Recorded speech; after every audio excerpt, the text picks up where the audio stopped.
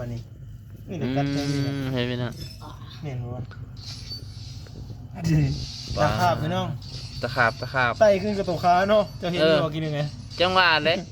ค่อยปัดออกแหละค่อยว่าหมดได้กินยังไง เฮ้ยนอนน้ำเพิ่นก็ได้เพิ่นยังดอก ไอ้กับสิกลางมุงน้อยนี่ก็ได้เมื่อคืนนี้ไอ้กับยังกลางมุงน้อยเนาะเย็น ปูมาเลย รู้สึกว่าเย็นคักได้ทุกคนสิปูให้อีกปูก็ได้นี่ไอ้ปูเอง ได้ นะอ๋อเป็นไอ้ปูเองดอกบ่ยากดอก ไม่อยากแล้วนะ หือ สิปูให้ที่สุด ไอ้ปูเองก็ได้สิฟะปูพอผม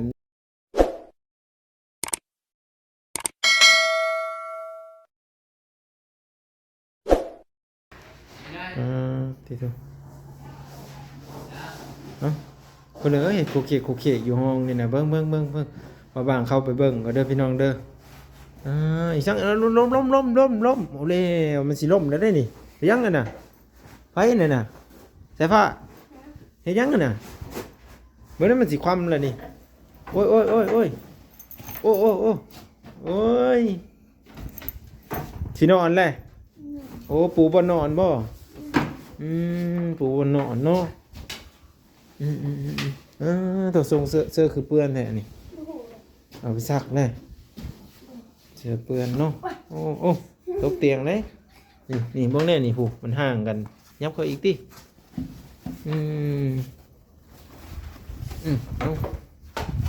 โอ้สินอนแล้วบ่นี่โอ้ดึงเข้าติดึงเข้าให้มันเลื้อไปทางไหนผูบ่ไปดึงข้างนั้นดึงข้างนั้นว่าเจ้าสิตกเด็บอะไรนะเจ้าคิดว่าไว้นั่นนะฮะเจ้าคิดว่ามันยังน้อยหนึ่งแต่เจ้าสิดึงเจ้าสิเหยียบเจ้าก็อยู่ทางไหนแหละแต่ยังดึงได้ฮะ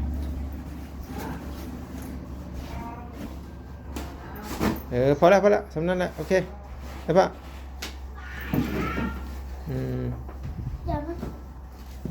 เนาะได้เลยเนาะคือบ่ปล่อยลงหลุมเลยปล่อยลงหลุมเลยก็ได้สะพานนี่เอาเต็งไว้เลยป่ะเต็งได้นะสินอนแล้วเนาะปูบนนอนนี่ฮะจัดเต็มบนนอนเนาะเอาเฮ็ดโอ้มื้อนี้รู้สึกว่าลมแห้งได้สะพานตายค้าคนจิตกเลยพี่น้องเอ้ยตูดเขาติใช่ปะเบาๆนี่ตูดตัวนี้นี่เข้าไปนี่ยังมันได้แล้วนะนี่อันนี้ชิปูสอนอยู่ในพื้นนี่โธ่น้ำผมชีแดงขึ้นมาเลยขี้ละลายนี่บ่มันเหี่ยวไว้ท่านเดี๋ยวมันเหี่ยวจะดอกเอานี่ผมก็จะหูมันขึ้นนี้ได้ค่ะอันนี้อะไรสลบเป็ดก่อนหอดเด้เห็นบ่จะรถเป็ดเหี่ยวแมวโมเมนต์มันหอด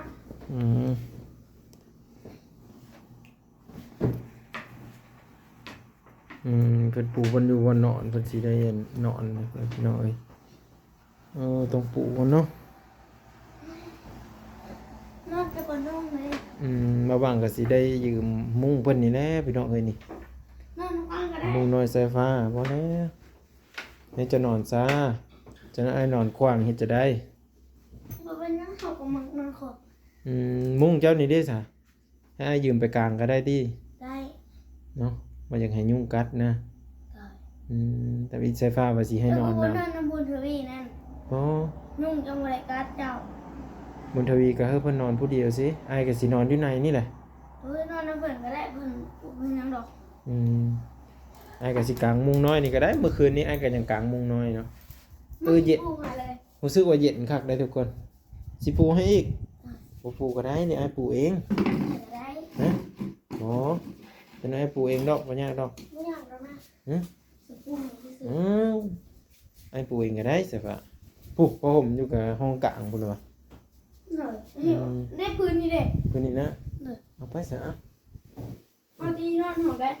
นอนอยู่นอกคือเก่าแหละเอามานอนหน่อยนี่ได้บ่เฮาว่าสิปิดห้องที่ห้องได้นอนนี่เฮาสิปิดห้องมันสิคึ้มขังเลยจังเลยมันก็หันใจพืชหรือว่าบ่หันห้องกับใครปองเอี้ยไว้ปานนึงป้าบ่ย่านเมื่อคืนเฮาใครทุกบ้านเมื่อคืนนี่ก็ถูกเจ้าบ่ย่านนะเอาเฮานอนแล้วปะน้องเด้เฮ้ยบ่ย่านได้ก่อยย เป็นยัง ใครข่อยฮู้ว่าใครกองเยี่ยมไว้ข่อยมาอัดแล้วเมื่อคืนนี่ฮะ พูดในวีว่าเขาก็บอก กลางคืนแหละอัดไว้ได้อย่าไปใครป้าได้ อัด ยันโจ น รมาเลยฮะ อัดไอ้นี่ งั้นน่าจะว่าอัดไว้เลย อัดไม่จับหนังสีปิดเนี่ย ฮะไปซะ จับกล่องไหนนะ ได้เด้อกลางคืนน่ะย่านเลยทุกคนกันเจ้าอยู่ผู้เดียวก็กันเจ้าอยู่แต่เจ้าก็อย่าใครเด้อ เด้อ อัดไว้เลยอัดแบบบ่มีคนดูเลยเพราะแต่ว่ายามกลางคืนเลยอันยามกลางเวรเลยให้ใครลูกมา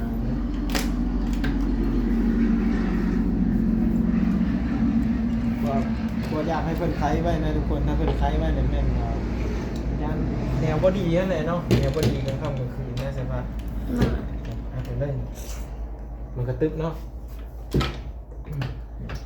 เด็ก อยากให้น้องเป็นแม่ง อย่ามัน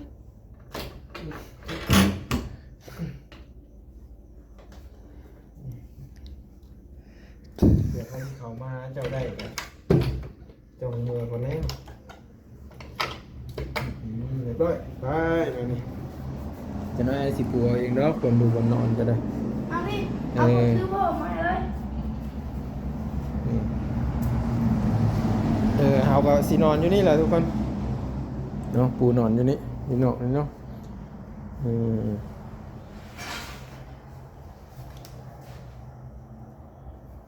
ตีนยังไง เมื่อเห็นบ่ตีนนะฮะ เด็กตีออกไปเลย จะนอนก่อนบัดยังนอนก่อน บอกนะกายว่าแต่จะนอนแล้วก็มานอนแบบเดียว โอ้นั่นนี่ ใช่ โอ้เพิ่นสิปูไว้อีกเอาจะหน่อยสิเอารถเข้ามาดิ จะหน่อย เก็บกายเลย ป้าตัวสินอนเกลือขี้ดินนี่เด้จะหน่อยก่อน มาเข้ามาเร็ว จะหน่อยก่อน มีรถรถเข้ามาก่อนเอาจังที่ได้พูดเจ้า จะหน่อยสิปูเองเนาะ ให้เอาพูดให้ จะปูให้อีกโอ้ยสิเป็นใจดีแท้เจ้าบ่ยังนอนบ่ยังบ่ทันอยากนอนอืม จะน้อยไอ้ก็สิตัดคลิปนั่งตัดคลิปอยู่นอกพู้นแหล้วยังบ่ทันได้นอนดอก เอากันที่กันจังไหนเจ้าฝากเอาตัวมาซัก เขาขึ้นมาลายเลยวะ ฮะหลายอยู่บ่2ถ้วยเด้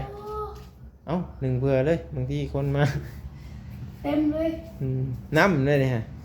เมื่อวานได้เข่าเลย มันยืงบ่ว้าวป้าเธอไปลึกอีหลียืง1เผื่อน้ำเฮียเบิ่งเดี๋ยวค่อยสิเอาออกมาไว้นอกกัน สันเลยมาหมอกมันนอนจับ สิกางให้นี่นี่บัดเอารถเข้าได้เสียเหยียบเข้าไปอีก เพราะนี้ตุ๊กตาขาเนาะ เอาเฮ็ดเอาตามสบายเลย เจ้าบ้านเพิ่นว่าสิปูให้กะปราศจากบ่ได้แหละทุกคนเอ้ยเฮ็ดจะได้เมื่อคืนนี่ก็พากันนอนนอกนี่แหละแต่ว่าอยู่ห้องไฟฟ้าเพื่อบัดเย็นแท้พี่น้องบัดอยู่นี่เพิ่นร้อนๆแน่มันออกมานอกนี่เพิ่นเย็นๆอยู่เด้ มันบังเนาะมันบัง มันขาด ก็นอนนำกันเลย มันมีหมู มุ้งน้อยนี่แหละ ที่ขันมากเขาจะมุงไงนะ โอ้ยบ่มั่งดอกคันให้มั่งข่อยบ่นอนซ้ำ เนาะ ขี้การจะกลาง มุงน้อยนี่เขาหูเลย มุ้งน้อยเด้นั่นดิจบเนาะ มาพี่มุง สิไปสิอีกวันนี้เอามุ้งน้อยอีกเอามุ้งให้เบาหนงบ่โอ้มุ้งตัวนี้อีก มันนอนจับเจ้าไปได้ นอนบ่ยากดอกคะแนนว่าเจ้าจะเหี่ยวซะข่อย ปล่อยวิ่งเหนียวได้เลยอะไรเนี่ย เจ้าจะเหี่ยวใส่บอลนะบ่เหี่ยวบ่ เขานอนดีเนาะคือเขาหนุกได้ นั่นอยู่ในขี้ข้านลูก เขาว่าจะกินน้ำได้ขันอยากนอนนะอยากเหี่ยว ตื่นนอนเพื่อนจะกินน้ำโอ้แต่เก้ากลางเองก็เป็นเนาะเพิ่นละสอนกลางมุ้งนี่ พี่ตอนเหมือนอย่าง โอ้ไอพี่สอนให้ปึ๊บเฮ็ดโอ้เป็นไงมันแข็งบ่ตะกี้ไอายได้มุ้งใหม่ๆแบบนี้อันคือกันแหละกลางหญ้า เขาเลย จนได้ม่นเข้าไปทางในแล้วก็ยู่ขึ้นมาทางถึง ได้ว่ะ แต่เก่าไอเฮ็ดแบบนั้นได้บ่บ่ได้นะนั่นแหละไอเฮ็ดตะกี้ฮะ โอ้ วันนี้มันใส่ถุงกำมากเลยมัน ก็อยากใส่แล้วใส่เดี๋ยวเป็นยังไง สูตรจะได้เฮ้ยขึ้นเทิงเลยโอ้ฉลาดว่ะเฮ็ดปุ๊บนี่โอ้สุดยอดเนาะแสดงว่าเก่งนะพ่อพี่น้องฉลาดเนาะ โอ้โห น้องสายฟ้ามันถึกยอดอ่ะยายแมวคุณภาพคอยขึ้นมาขึ้นนี่เด้อยุ่มโหลดแมวแล้วก็ได้จักมันมาแต่เสือจ้ะวะกำลังนอนรับก็คักทุกคนบ่ายโมง1 2โมงเพราะว่าแรดมันขุบหน้าผาเจ้าโอ้ยเลย นี่ โอ้กลางให้เรียบร้อยเนาะบนอยู่บนนอนบนอยู่บนเสาโอ้ยพอแล้วสำนันกันนอนใกล้ๆกันนั่นแหละ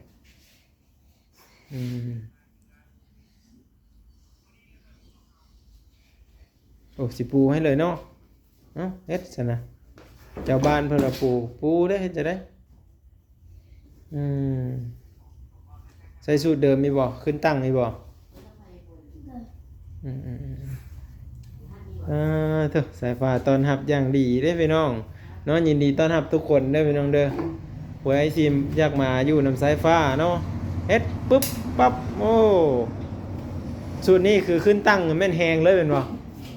ฮะอันนี้คือน้องสายฟ้าเพิ่นปูบอลอยู่บอลนอนให้เด้อทุกคนเด้อตอนนี้ก็คือสายฟ้าแล้วดับเบิลนี่ฮะเข้านอนได้เลยเป็นบ่ป้าที่โทรขอบใจเด้อขอบใจกลางมุ้งให้กลางให้ไผแน่นี่ฮะ ตั้งใจก็บ้างก็บอลนก โอ้กลางให้เบาบางก็เบาหนุ่งทุกคนเอาจัดไปนี่ทางอ้ายทางน้องเพิ่นอ้ายเพิ่นนะก็มาแต่อาบน้ำเนาะสายฟ้ากับปูท่าโอ้มื้ออื่นนี่ก็สิได้นอนแล้วก็สิได้กลับบ่ได้มาเลยแล้วเนาะ เจ้าบอก จะก็มาอีกแต่ เฮ็ดจะได้สายฟ้าปูบนอยู่บนนอนให้ก็เกรงใจแล้วเนาะนี่ว่าสายฟ้า เป็นยังแบบอ่ะ ก็เกรงใจแล้วเนาะปูคักปานนี้มื้อหน้าก็สิบ่ได้มาแล้วสายฟ้าเฮ็ดคักเฮ็ดแน่เลยผมปูบนอยู่บนเสาให้ หลุดเด้ยังบ่ทันเอาหลุดขึ้น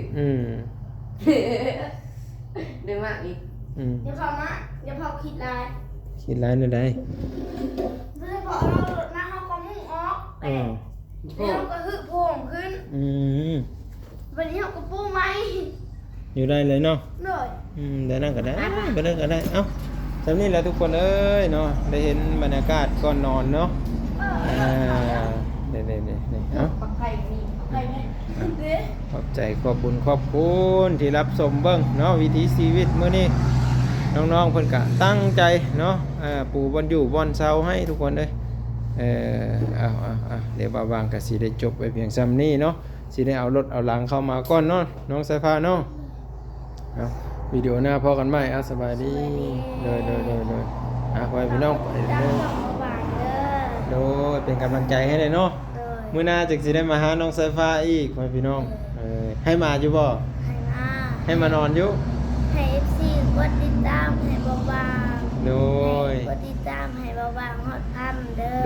อ โดยขอบใจเด้อพี่น้องเด้ออย่าลืมเด้อพี่น้องฝากกดติดตามและบ่ข้ามโฆษณาเนาะเป็นกำลังใจให้บ้างใน EP ต่อไปไปพี่น้องไปนอนรับฝันดีราตรีสวัสดิ์ไปพี่น้อง บัดนี้นี่ก็กัดใจนี่นะ ให้พี่น้อง เห็นบ่ตาคาบพี่น้อง ตะขาบ ไต่ขึ้นกระโตขาเนาะเจ้าเห็นอยู่ว่ากินยังไง จังหวะเลย ค่อยปั้นเอาแหละค่อยว่าหมดได้กินหนึ่งกันตายคักแม่นี่เฮ้ย เดี๋ยวเจ็บเขาดิ บอกกับคำว่าได้เจ็บ ระวังเด้อเอานอนทางนอกนี่มันแลนเขาเด้ เฮ็ดจะได้ละบาดนี่เมียนบ่ เมียนบ่นี่เมียนแล้วปุ่นเรียบเขาห้องเลย มันกัดเลยเจ็บได้นี่เนาะ หัวหน้า บางอย่างว่า หัวหน้ากับหัวหน้าน้ำบัดนี่มาเบิ่งลูกน้องนี่ขามันเลยแล้ว พี่น้องเจ็บเลยเด้อ จะไหนมัน นี่ นั่นย้อนเสเตาไฟนะขออนุญาตขาเด้อพี่น้องจะไหนมันตอดนอนสายฟ้าสิเป็นเรียงโอ้ ใครอยู่มันจับขาบ้างๆพี่น้องไต่ขึ้นกระโตอันนี้เลย โอ้ ไต่มันอันนี้แหละเอ้าบ้างๆแม่นยังว่าซั่ เป็น นขาโตยเลย อุ้ยคำมันห้ามเฮานี่ เอา บ้าง ให้แมวให้แมวดมดิด้วยหัน บ้างขออนุญาตเลยคำมันห้ามเฮาขานี่ โอ้ขามันต่ออยู่ ตั้ง ดมกินไว้เท่านาเห็นมันกินห้องใต้ฟ้า อย่าให้มันมาใกล้ เยอะอยากเล่นอีก เนี่ย แม่นบ่เนาะลูกพี่ โอ้ยเหตุการณ์ไม่คาดคิดเลยพี่น้องโอ้ยยินจ้อยๆเลยใส่จะมาปัดออทันเลยพี่น้องเอ้ย โอ้ กระสันนี่เจ็บนักเลยแหละนี่ฮะ น้อยๆนี่พอดีม่วนเด้เนาะโอ้พอดีนอนบ่หลับเลย มีจังห้องมีจังให้อยู่ไหนนี่ฮะ บ่คุ้มแล้วแบบนี้ โอ้ยบุญได้สายเหงาเลยพี่น้องเกือบเป็นตะขาบตอดขา อากาศมันอันนี้ติเนาะ อากาศมันเย็นนะ มันหามองอุ่นๆแล้วนี่ ขออนุญาต นะ เด้อ ลงขี้เตาไฟ ส่งเพิ่นไปสู่ สุกติ เนาะขาสั้นเพิ่นก็สิห้ามเอาอีหลีเด้อพี่น้อง